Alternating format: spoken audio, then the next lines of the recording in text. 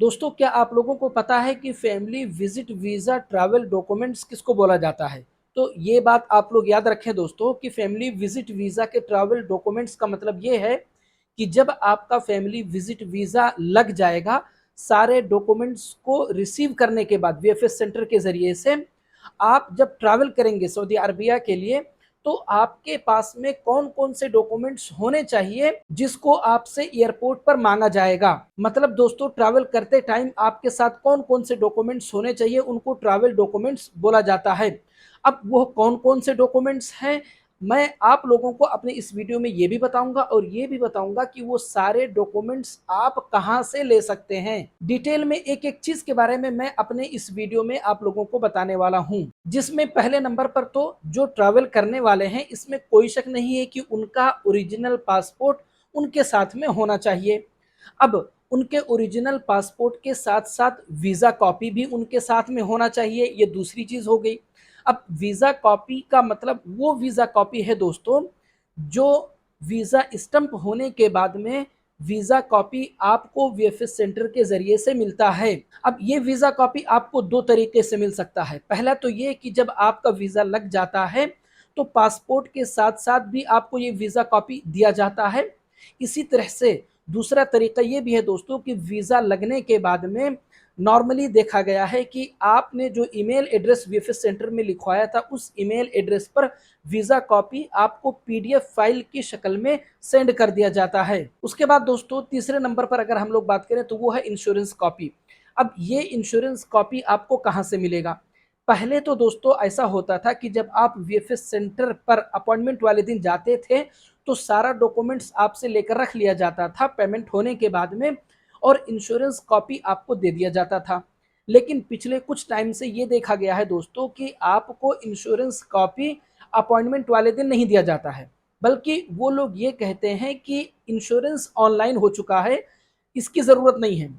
जबकि दोस्तों, ये देखा गया है कि जब आपका वीज़ा लग जाता है, ये वीज़ा लगने वाला होता है, उसके पहले आपके पास में आपका जो ईमेल आईडी जो आप वीएफएस सेंटर में लिखाए हुए होते हैं दोस्तों, उस ईमेल आईडी पर जो इंश्योरेंस कॉपी होता है पीडीएफ फाइल की शक्ल में आपके पास में सेंड कर दिया जाता है।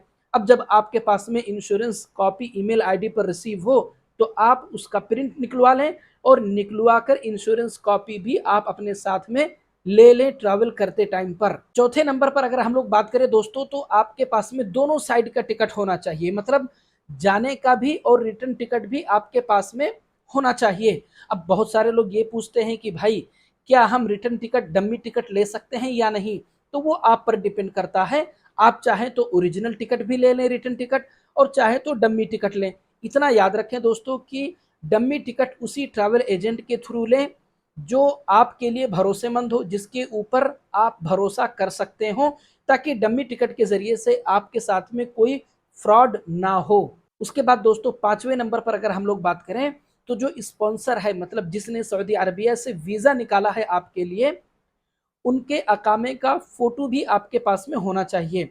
उस अकामे का फोटो कॉपी दोस्तों जो अबशिर में डिजिटल डॉक्यूमेंट्स में शो करता है, क्योंकि दोस्तों जो डिजिटल आईडी मतलब डिजिटल डॉक्यूमेंट्स जो अबशिर में होता है, उसमें जो अकामा दिखेगा आपको वो क्यूआर कोड के साथ में होता है और एक्सपायरी डेट के साथ में भी होता है।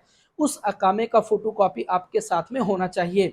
इसी तरह से दोस्तों, छठे नंबर पर अगर हम लोग बात करें तो मैं आप लोगों को एक चीज का और मशवरा दूंगा, वो है दोस्तों स्पॉन्सर के पासपोर्ट का भी फोटो कॉपी। मतलब दोस्तों, जिसने सऊदी अरबिया से वीजा आपके लिए निकाला है, उसके पासपोर्ट का भी फोटो कॉपी आप अपने साथ में जरूर लें। पासपोर्ट के कॉपी में से दोस्तों जो फर्स्ट पेज होता है और लास्ट पेज, दोनों की कॉपी आप ले लें। हो सकता है कि पासपोर्ट कॉपी ना मांगा जाए, लेकिन फिर भी आप अपने साथ में एहतियात के तौर पर जरूर रखें।